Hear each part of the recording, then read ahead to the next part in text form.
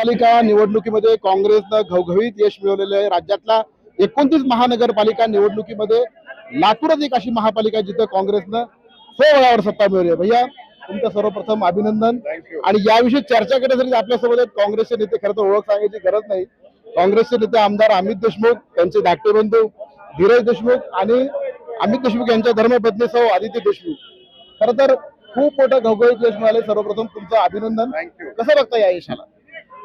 लातूरकरांचे मी आभार मानू इच्छितो आणि मन भारावून जावं असा कौल लातूरनं दिलेला आहे। आणि मला असं वाटतं की लातूरनं राजकीय स्तर ज्याने खालवण्याचा प्रयत्न केला भारतीय जनता पक्षाला, अशा प्रवृत्तीलाही चपराक आहे। तर राज्यामध्ये सगळीकडे भाजपचा डंका वाजत असताना एक तर लातूरच असा आहे ज्यांनी काँग्रेसचा झेंडा हा फडकत ठेवलेला आहे।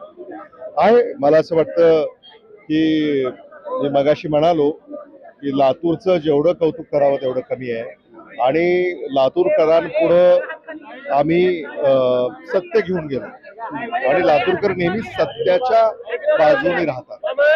मला असं वाटतं हा सत्याचा विजय।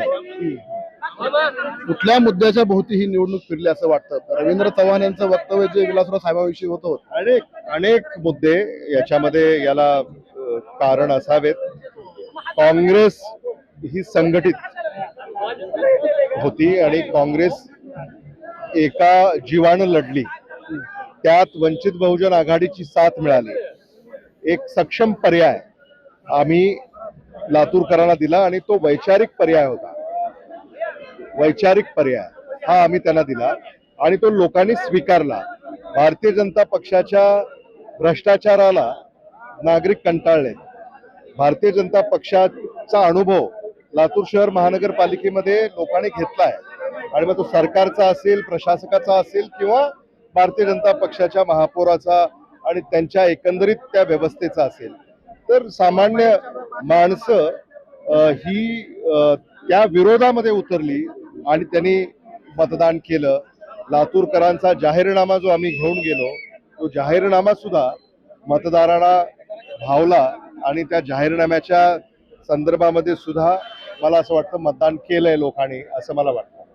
बरं, भावनिक आधारावर काँग्रेसनं तुम्ही सर्वांनी मतं मागितलं असा आरोप भाजप नेते संभाजी पाटील निलंगेकर यांनी केला।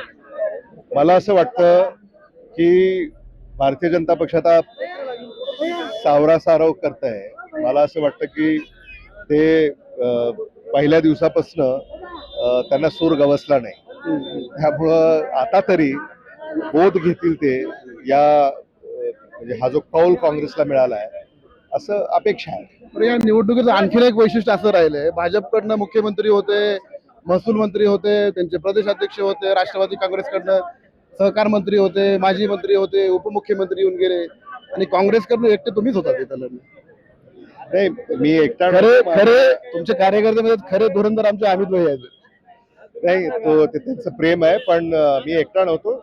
असंख्य कार्यकर्ते हे माझ्या बरोबर होते आणि जनमानसं ही माझ्या बरोबर होती। त्यामुळं मला असं वाटतं की आम्ही एका दिलानं, एका जीवानं लढलो आणि जिंकलो। खरे धुरंधर कोण? काँग्रेस। आता त्याच्यावर मी काय भाष्य करायचं? खरं तर सगळे कुटुंब तुमचं प्रचारात रंगलेलं होतं। आपले तुमचे धाकटे बंधू धीरज भाई आपण सोबत आहे। धीरज भाई, तुम्ही सुद्धा प्रचार केलाय, मोठ्या जीवानं तुम्ही सगळ्यांनी प्रचार केलेला आहे। कसं होतं एकूण आता ही यशाचं एवढं खणखणीत नाणं आता वाजतं? हे खरं तर लातूरकरांचं हे सगळं सर्वस्व यश आहे। लातूरकरांनी नेहमी सकारात्मक विचारालाच पाठिंबा दिला। लातूरचं वातावरण सुरक्षित हवं, लातूरची राजकीय संस्कृती अबाधित राहावी, यासाठी एक निर्णायक कौल लातूरकरांनी काँग्रेसच्या बाजूनं आणि काँग्रेस आणि वंचित बहुजन आघाडी जो प्रचार आहे, जाहीरनामा असेल, जे प्रश्नांवर आम्ही निवडणुका लढलो आणि सत्तेचा गैरवापर करून जे काही चालू होतं लातूर शहरापुरतं असेल, महानगरपालिका असेल, निवडणुका फक्त सत्तेच्या जोरावर जिंकल्या जातात, आयत्या वेळेस उमेदवार घेऊन जिंकल्या जातात, हा सगळा काही भ्रम भाजपने इथं केला। तिथं भ्रमनिराश झालेले आहेत आणि लातूरकरांनी खऱ्या अर्थानं एक सक्षम पर्याय निवडलाय आणि येत्या 5 वर्षामध्ये लातूरकरांची सेवा, आम्ही आणलेले निवडून आलेले नगरसेवक आणि आपला जाहीरनामा, या सगळ्याच्या माध्यमातून लातूरकरांनी जे आम्हाला कौल दिलाय त्याचा आदर करत लातूरकरांच्या सेवेमध्ये आम्ही उद्यापासून कार्यरत होणार आहोत।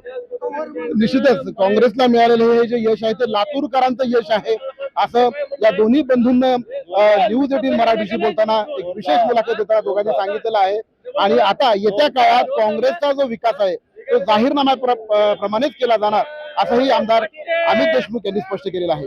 शशिकांत पाटील, न्यूज 18 मराठी, लातूर.